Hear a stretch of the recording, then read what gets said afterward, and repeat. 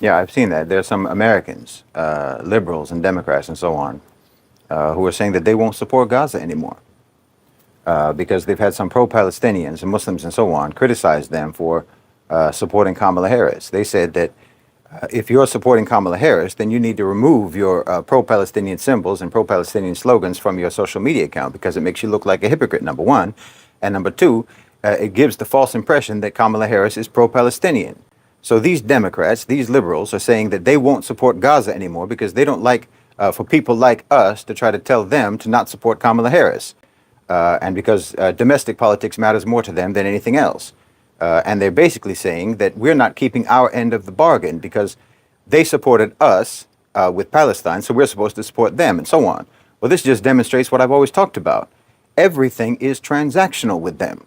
Everything is transactional with these people. They don't do this or that thing because it's moral according to their internalized values. No, they do it for some benefit, or they do it for some kind of leverage, or they do it for some individual personal reasons that actually have nothing to do with right and wrong. I remember seeing people talking about how Muslims shouldn't talk about Palestine as a Muslim issue. They should talk about it as a human issue, as a humanitarian issue, and what have you. As if someone who cares about humanitarian issues needs me to tell them that. You know, as if if you're someone with an internalized value system, you don't need anyone to explain to you that this or that issue relates to your internalized values. No. If it's a Muslim issue for us, that doesn't mean it can't be a human issue for you. If you're genuinely someone who cares about human issues, you don't need me to tell you that. You don't need me to convince you that it's a humanitarian issue. Your own conscience will tell you that. And it shouldn't matter to you one way or another what my reasons are for caring about Palestine.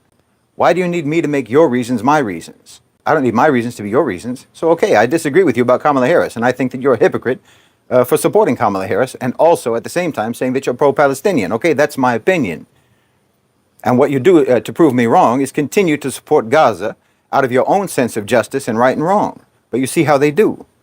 They're proving that they're hypocrites because they're ready to drop Gaza the moment that you don't go along with their political views. And yes, you can do that.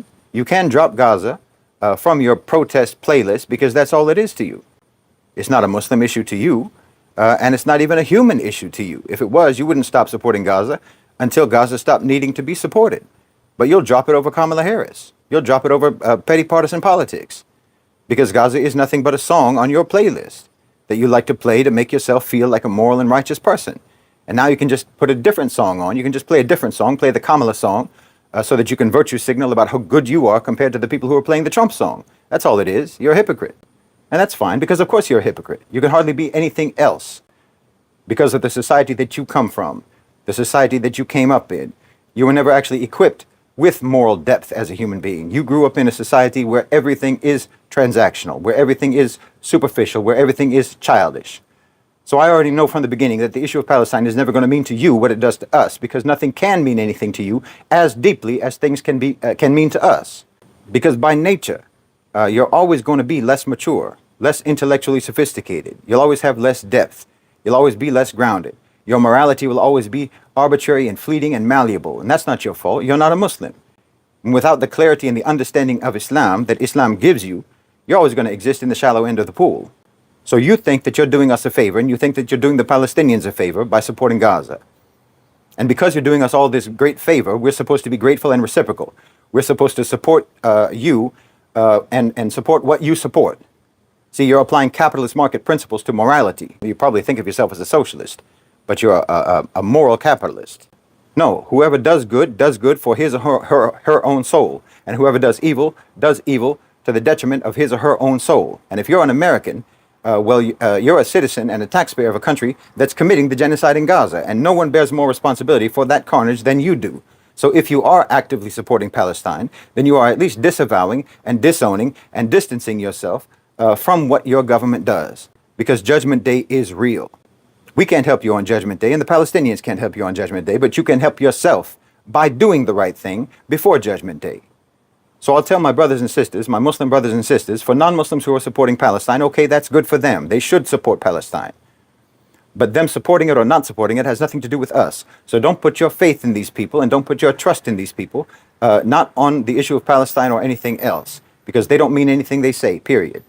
They don't mean it the way you do, because they're just not that deep. Their morality is like rain that falls on the surface of a rock and that slips right off. It's not like with you. with you, it's like the rain landing on fertile soil, and the soil absorbs that rain, and the soil is enriched by that rain, and it makes things grow. Well, they're not like that, except for very few of them. So let the both of you just work on two separate parallel tracks. But carpool with the Muslims. Don't carpool with them. Because if you carpool with them, you never know where that car is going to end up. And if they really do care about Palestine, then nothing is going to make them stop caring about Palestine until the issue is resolved. So if you see people who are ready to deprioritize stopping a genocide over petty partisan politics, well, all I can say is don't ever let your expectations of non-Muslims be so high that they can ever disappoint you.